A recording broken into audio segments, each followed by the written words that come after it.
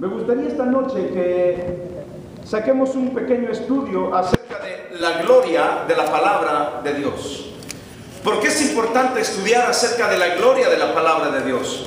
Número uno, hermanos, porque por grandes que sean las obras de Dios, por maravillosas que sea la creación de Dios, por muy lindo que nosotros veamos un amanecer o un atardecer, por lo más bello que usted pueda ver de la naturaleza que Dios ha creado, déjenme decirle que su palabra es mayor que toda la creación, la palabra de Dios.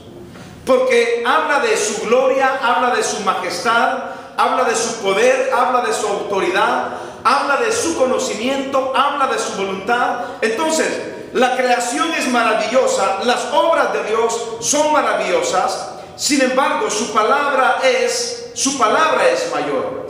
Y quiero que veamos lo que la palabra de Dios nos dice aquí, en el Salmo capítulo 19. Vamos a leer de los primeros versículos para que ustedes vean lo que Dios está diciéndonos esta noche. Salmos capítulo 19. ¿Están conmigo, hermanos? Amén. Vamos a leer antifonalmente este salmo maravilloso de la Biblia. Yo leo el 1, ustedes el 2. Y así, hermanos, vamos a leer hasta el versículo 14 esta noche. Salmos capítulo 19, versículos 1 al 14. Podríamos titularle a este mensaje la gloria de la palabra de Dios. La gloria de la palabra de Dios. Los cielos cuentan la gloria de Dios y el firmamento anuncia la obra de sus manos. Un día de palabra, otro día, una noche, otra noche, no hay lenguaje ni palabras, ni es oída su voz. Por toda la tierra salió su voz y hasta el extremo del mundo sus palabras. En ellos, y este como esposo que sale de su tálamo, se alegra cual gigante para correr el camino. De un extremo de los cielos salió de su fuerza profunda, y nada hay que se esconda de su palabra. La ley de Jehová es perfecta, que convierte el alma. El testimonio de Jehová es fiel, que hace sabio al sencillo. Los mandamientos de Jehová son perfectos, que alegran el corazón. El precepto de Jehová es puro, que alumbra los ojos. El temor de Jehová es limpio, que permanece para siempre. Los juicios de Jehová son verdad, todos justos. Deseables son más que el oro, más que mucho oro, que nada luce más que la vestida del panal. Tu siervo es además amonestado con ellos, en guardarlos hay grande galardón. ¿Quién podrá tener sus propios errores? Líbrame de los que les son ocultos. Preserva también a tu siervo de las soberbias, que no se enseñoreen de mí. Entonces seré íntegro y estaré limpio de gran rebelión. Sean gratos los dichos de mi boca y la meditación de mi corazón delante de ti, oh Jehová, roca mía y redentor mío. Lo primero que se destaca aquí en este capítulo tan maravilloso es la exaltación de lo que ha sido la creación y la obra de Dios. Si ustedes notan cómo comienza este capítulo, comienza diciendo que los cielos cuentan la gloria de Dios. Esto nos habla de que hay un creador. La Biblia nos habla de que la creación del universo, la creación de todas las cosas y la creación del ser humano no es el producto de una imaginación, no es el resultado tampoco de una, ¿qué sería?, de una explosión celular hasta llegar a ser lo que ahora tenemos o lo que nosotros somos. La Biblia nos representa esta noche, o más bien nos presenta esta noche, que para que haya una creación necesariamente tuvo que haber habido un creador. Y esto va en contra de toda la ideología ateísta, por ejemplo, que los ateos dicen que Dios no existe, que todo es producto de la casualidad o todo es producto de un accidente. La Biblia dice que no. Miren, mientras los filósofos, mientras los ateos, no todos los filósofos, mientras un grupo de ciertos filósofos y de ciertos científicos niegan la existencia de Dios, para nosotros no hay problema. Esto de la existencia de Dios ha sido debate a través de generaciones y generaciones, a través de ideas, opiniones y filosofías. Pero mientras toda la gente que no cree en Dios disputa acerca si cree o no en Dios, si hay Dios o no hay Dios, para ustedes y para mí como cristianos no tenemos ningún problema en cuanto a la creencia de la existencia de Dios. Para nosotros el problema se resuelve tan sencillo y tan fácil en un solo versículo de la Biblia. Génesis 1:1. En el principio creó Dios los cielos y la tierra. Punto. Eso es porque creemos en la Biblia, porque creemos la palabra de Dios. Pero claro, un ateo, un agnóstico que no cree en la palabra de Dios, pues ¿cómo va a creer en ese versículo que define que la creación no es obra o resultado de un accidente o de una casualidad, sino que es el resultado de una mano maravillosa creadora? Y esa es la mano de Dios. En el principio creó Dios los cielos y la tierra. ¿Usted tiene problema en pensar que Dios creó todas las cosas? Creo que ninguno de los que estamos aquí tiene ese problema, porque todos creemos lo que la Biblia nos dice. Y la Biblia nos está diciendo que Dios, aquí en el Salmo también 19, dice que aún los cielos están contando la gloria de Dios. Miren, cada día la ciencia nos deja, hermanos, con la boca abierta. Cada día van descubriendo más planetas y más planetas y más planetas y más planetas y más planetas. Mucho más grandes que el tamaño de la Tierra, mucho más grandes que otros planetas, y cada día van descubriendo más y más y más. ¿Quién creó todas las cosas? Las creó Dios. Y aquí, si usted tan solo mira hacia arriba, no aquí de este cielo, en el otro cielo, cuando usted mira hacia las estrellas en la noche, lo único que puede contemplar es la magna creación de Dios. Cuando usted mira al cielo en la noche y mira esa luna resplandeciente, usted lo que puede decir es: esa es la mano maravillosa de Dios. Si usted puede ver el sol, y claro que no lo puede ver de una manera directa, pero si tan solo logra ver parte del reflejo del sol, usted dice: esa es la mano maravillosa creadora de Dios. No se puede concebir una creación sin creador.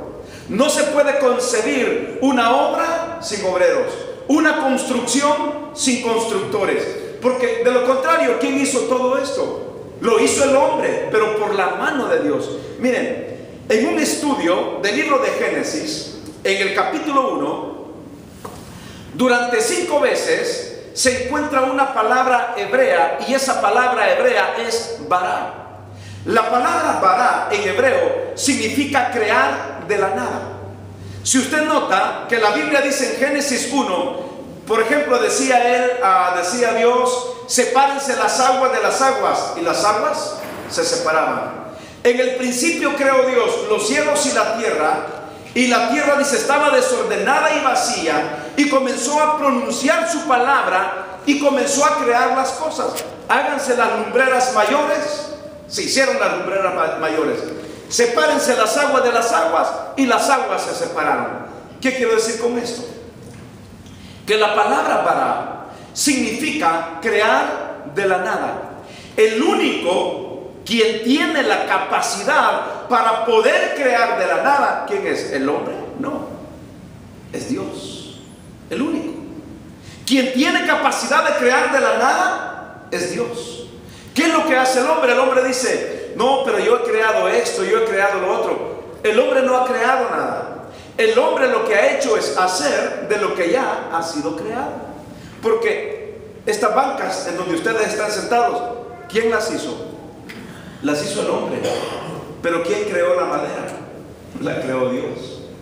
Entonces, el hombre hace de lo que ya está creado. Pero el único quien hace cosas sin haberse creado es Dios. ¿Están conmigo, hermanos? Amén. Muy bien. Bueno, me voy mejor aquí a Salmo 19.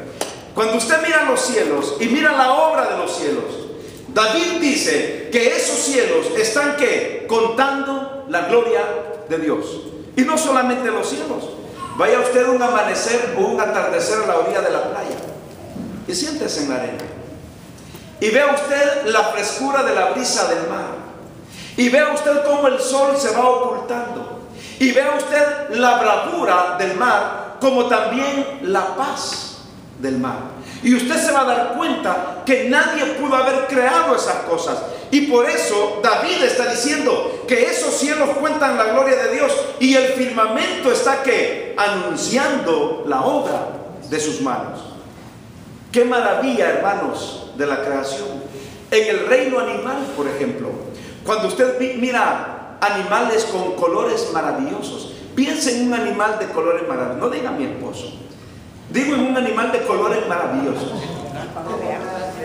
¿Cómo? El pavo real. El pavo real, con un plumaje, hermano, maravilloso. Y más cuando quiere coquetear, cuando sabe que lo están mirando. En El Salvador hay un lugar que se llama el Zoológico Nacional. Cuando éramos pequeños nos llevaban al zoológico, no crean que a ver a la demás familia, sino que a ver los animales que habían ahí. Y yo me acuerdo cómo cuando llegábamos al sector de las aves, cuando los pavos veían que había gente viendo, comenzaban como a engreírse. Y de repente, como un abanico, abrían las plumas de la parte de atrás y hasta como que se consideraban, ¿cómo decirle? Yo qué sé, como modelos que comenzaban a caminar, pero qué plumaje más maravilloso. Cuando usted entra al mundo acuático, los peces, diferentes miles y miles de especies de peces, de animales marinos, hermano, es una belleza, usted no lo puede creer ni lo puede imaginar. Bien dice la Biblia en Génesis que Dios también creó los monstruos marinos. Estaba tratando de recordar una ballena de no sé de cuánto peso y de cuánto de largo. Piense usted también en unos peces de colores brillantes, ¿cómo decirle? Como esa pintura. Plateados.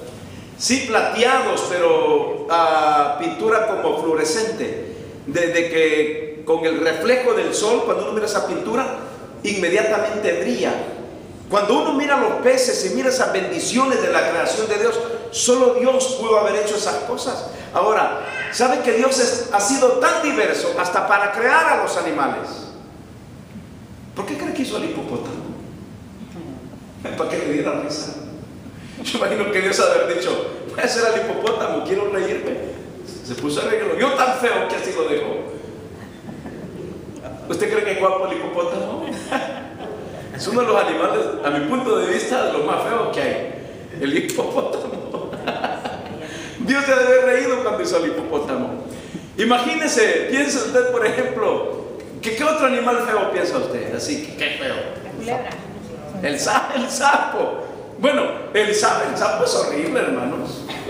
Hay un chiste del sapo, pero no lo voy a contar. La culebra. Pero ¿se ha visto los colores de las serpientes, de las culebras? Hermanos, son bonitos. Se parecen así como a mis botas. Bonitos. Bueno, la tarántula. Ya ve que es una araña horrible, la araña, pero hay gente que no entiendo cómo las agarra y piensa en el murciélago. También tengo otra ilustración de los murciélagos.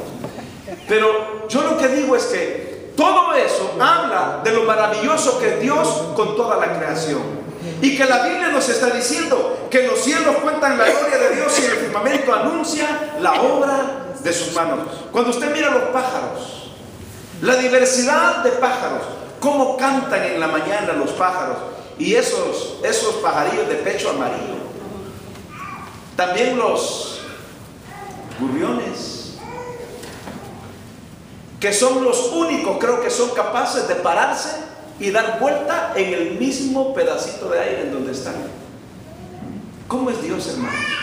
Dios es maravilloso, Dios es precioso. Pero con todo esto que les estoy diciendo, es más, si usted, por ejemplo, ha ido, yo tuve la oportunidad de ir el año pasado aquí a este parque nacional, hombre, donde se enferma la gente, a Yosemite. Cuando uno va a ese lugar, uno mira, hermanos, unos paisajes, pero espectaculares, que solo la mano de Dios puede hacerlo. La gente que ha ido al Gran Cañón, por ejemplo, y ha observado cómo es el Gran Cañón, se da cuenta que ahí solo está puesta la mano poderosa de Dios. ¿Y qué me dicen de las cataratas del Niágara? La gente que ha tenido la oportunidad de estar cerca y ver cómo esa agua cae desde arriba, hermanos, con una frescura, pero hermosísimo, bonito, la creación de Dios. No puede haber creación sin un creador. Y la Biblia nos está diciendo que los cielos cuentan la gloria de Dios y el firmamento anuncia la obra de sus manos. En todo esto, ¿en dónde está la gloria de la palabra de Dios? ¿En dónde está la gloria de la palabra de Dios? Le voy a decir por qué. Porque primero, David está exaltando esa creación de Dios, pero la creación de Dios no es mayor a la palabra de Dios. Porque, y aquí entramos al estudio esta noche, en el versículo 7. ¿Están conmigo, hermanos? ¿Qué dice la Biblia? La ley de Jehová, ¿qué es? Es perfecta, que convierte el alma. Mire, y esta es una parte de la gloria de la palabra de Dios, que su ley es perfecta. La ley de Jehová es perfecta en todo aspecto, porque no solamente convierte al ser humano de su mal camino, sino que convierte, restaura su alma. Es por medio de la palabra de Dios que nosotros nos hemos sido hechos hijos del Altísimo Dios, por medio de su palabra y por medio de Jesucristo. Pero ¿qué dice la Biblia? Si usted lee, por ejemplo, Primera de Pedro, capítulo 1, versículo 23, mire lo que está diciendo aquí la palabra de Dios. Primera de Pedro, capítulo 1, versículo 23, es un pasaje maravilloso porque nos está hablando acerca de cómo esta ley perfecta que es la palabra de Dios nos ayuda a convertirnos en el alma. ¿Están conmigo? Primera de Pedro 1, 23, no sé si lo tienen aquí al frente. Muy bien. Primera de Pedro 1, 23, dice la Biblia: siendo renacidos no de simiente corruptible, sino de ¿qué? Sino de incorruptible. ¿Por medio de qué? La palabra de Dios. Y aquí está el punto: por la palabra de Dios, que vive y permanece para siempre. ¿Se da cuenta cómo la ley de Jehová es perfecta? Que convierte el alma, que la palabra de Dios nos ha dado vida por medio de su palabra. Usted conoce a Dios. Por medio de su palabra, yo he sido hecho hijo de Dios. Por eso está diciendo aquí que hemos sido renacidos, no de simiente corruptible. Es decir, no de algo, no somos el resultado de una persona que nos engendró, que nacimos y perecimos. No de simiente corruptible, sino de, ¿qué dice la Biblia? Sino de incorruptible. ¿Qué significa incorruptible? Algo que no es corrupto, algo imperecedero, algo que jamás terminará. Incorruptible, algo que no llega a corromperse. Incorruptible, ¿por medio de qué? Por la palabra de Dios que vive y permanece para siempre. Hay una palabra que me gusta mucho del profeta Isaías en el capítulo 40, versículo 6. Y vea usted cómo dice esta palabra de Isaías capítulo 40, versículo 6. Yo me lo puedo de memoria. Y dice: sécase la hierba y marchítase la flor, mas la palabra del Dios nuestro, ¿qué es? 48, ¿lo tienen ahí? Isaías 48. Sécase la hierba y marchítase la flor, mas la palabra del Dios nuestro, ¿qué dice la Biblia? Permanece para siempre. ¿Y sabe por qué permanece para siempre? Porque su palabra es perfecta. Miren, hermanos, libros han venido, grandes obras literarias han venido, como piensen algunas de las griegas, por ejemplo. La Ilíada de Homero. ¿Qué otras, por ejemplo? La Odisea. ¿Qué otra? Quijote. La de Cervantes, Don Quijote. Obras hermosas, preciosas, obras literarias. Pero le voy a decir, esas obras van y vienen, pero ¿qué es lo que permanece para siempre? Es la palabra de Dios. Y por eso me gusta cuando el profeta dice: sécase la hierba y marchítase la flor, mas la palabra del Dios nuestro permanece para siempre. ¿Por qué permanece para siempre? Porque su palabra es perfecta. Para terminar este punto, quiero recordar las palabras del Señor Jesucristo en el Evangelio de San Juan, capítulo 17, versículo 17, para que usted vea cómo por la palabra de Dios, que es perfecta, mire lo que hace la palabra de Dios. A San Juan 17, 17, ¿qué dijo el Señor Jesucristo? Santifícalos, ¿en qué? En tu palabra. ¿Tu palabra qué es? Tu palabra es verdad. Tu palabra es verdad. Santifícalos en tu palabra. Entonces, aparte de santificar nuestra vida en la sangre y el sacrificio de Cristo, Dios ha dejado su palabra como un medio de santificación para nosotros. Y note usted que Dios no está diciendo santifícalos en tu creación, porque la palabra es mayor que la creación. La creación es maravillosa porque es obra de Dios, pero no es mayor que la palabra de Dios. Lo que santifica nuestras vidas, hermanos, lo que da vida a nuestra alma, lo que da vida a nuestro corazón, lo que endereza nuestros pasos es la palabra de Dios. Y Cristo estaba diciendo, santifícalos en tu palabra es verdad. Hermanos, en estos pasajes que hemos leído, encontramos grandes maravillas de la gloria de la palabra de Dios. Y por hoy vayámonos a nuestras casas con este principio maravilloso, que la ley de Jehová es perfecta. No es completa, es perfecta. No sé si me entienden lo que estoy tratando de decir. Es perfecta. No hay error en la palabra de Dios. ¿Cuántos han tratado de buscar error? Si ustedes van al internet, los que quieran ir, hay un tipo ahí que dice desmintiendo la Biblia, o desmintamos la Biblia. Búsquelo de cualquier manera y se pone así como estoy yo frente a una cámara y comienza a hablar desde Génesis a Apocalipsis, pasaje por pasaje, que él considera que es una farsa y que es una mentira. Y le aseguro, parece que la vez pasada tenía como 50,000 visitas, cosas que ni los predicadores llegan a tener. Muchos predicadores apenas 400, 500, a menos que sea un predicador como Billy Graham, que son de los grandes. Pero de lo contrario, personas como estas, que se mofan de la palabra, que tratan de ver error en la palabra y que usan sus artimañas y argumentos satánicos para desmentir, según ellos, lo que las contradicciones de la palabra. Hermano, es terrible. Pero la Biblia no tiene error. Podrá tener quizás error de imprenta algunas veces, podrá tener error de otras cosas, pero no error de interpretación, porque es inspirada por Dios. Como dice Pablo en 2 Timoteo 3:16, dice que toda escritura, si quieren veámoslo ahí, 2 Timoteo 3:16, donde Pablo está diciendo, toda escritura que es inspirada por Dios. Es perfecta porque no es inspirada por el hombre. Si fuera inspirada por mí, oh hermanos, ¿qué cree usted que saldría de mi propia inspiración? Todos los renglones torcidos de Dionisio Núñez. Mire que dice la Biblia: toda la escritura es inspirada por Dios y útil para enseñar, para redarguir, para corregir y para instruir en justicia, a fin de, en el versículo 17, a fin de que el hombre de Dios sea, ¿qué, hermanos? Perfecto.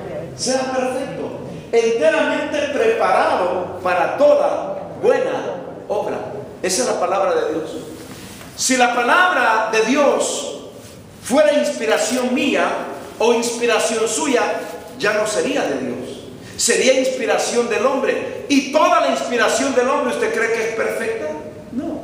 Lo único que es perfecto es la palabra de Dios. Y por eso esta noche la Biblia dice que la ley de Jehová es una ley perfecta, porque está escrita con la inspiración de Dios y no con la inspiración del hombre. Así que vayámonos esta noche, hermanos. El próximo miércoles continuamos, pero vayámonos regocijados de que tenemos una palabra segura y que esta palabra no tiene error, y que todo lo que nosotros debemos hacer es lo que su palabra dice, porque eso garantiza que caminaremos bien, porque su palabra es perfecta. Su ley es perfecta para honra y para gloria de Dios. Muy bien, vamos a orar, cierre sus ojos y vamos a orar al Señor esta noche. Señor, gracias una vez más por tu palabra, Padre. Gracias, Señor, porque tú nos has bendecido. Gracias porque podemos estar en tu casa glorificando tu nombre, alabando tu nombre. Te doy gracias por todos mis hermanos y hermanas que han llegado esta noche para bendecirte y para aprender de tu palabra. Te pido, Padre, que nos lleves con bien a nuestras casas. Te pido que bendiga nuestros diezmos, nuestras ofrendas. Te pido que sean de gran bendición, Señor, para tu obra. Que tú bendigas al dador alegre esta noche. Gracias por tu amor, gracias por tus bendiciones. Y ahora, Padre, te pido que nos ayudes siempre en el nombre de Jesucristo, tu Hijo. Amén.